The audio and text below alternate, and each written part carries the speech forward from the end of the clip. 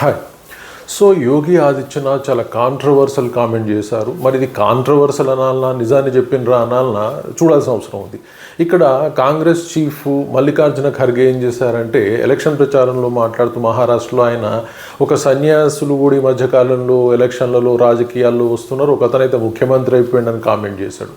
దానికి ఇమీడియట్గా కౌంటర్ అటాక్గా ఏం చేస్తారు యోగి ఆదిత్యనాథ్. ఎందుకంటే సన్యాసులు ఎవరు ఉన్నారు అంటే చాలామంది ఉన్నారు, కాకపోతే ముఖ్యమంత్రికి అయింది యోగి ఆదిత్యనాథే.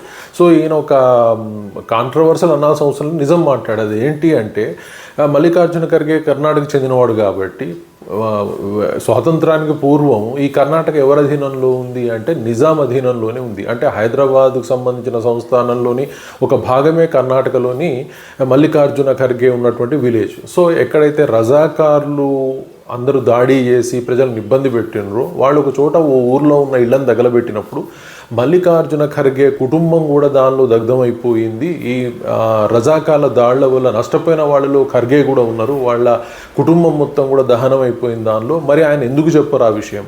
సో మరి ఈ విధంగా రజాకాలు మా కుటుంబానికి నష్టం చేసిండ్రు అని చెప్పినట్లయితే వాళ్ళ పార్టీకి సంబంధించిన వాళ్ళ సపోర్టర్స్ అయితే ఒక కేటగిరీ పీపుల్ ఉన్నారో వాళ్ళందరి వల్ల ఈ కాంగ్రెస్ పార్టీకి నష్టం జరుగుతుంది. కాబట్టి ఆయన తన నిజాన్ని ఒప్పుకోవటం లేదు, చెప్పటం లేదు.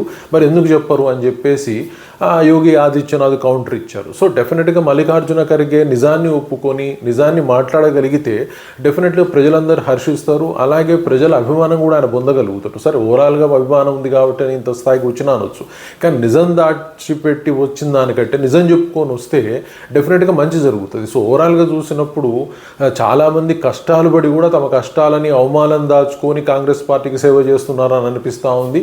ఇది యోగి ఆదిత్యనాథ్ మాటల వల్ల మరీ బలంగా వినిపిస్తూ ఉంది ఆయన voice. Thank you very much.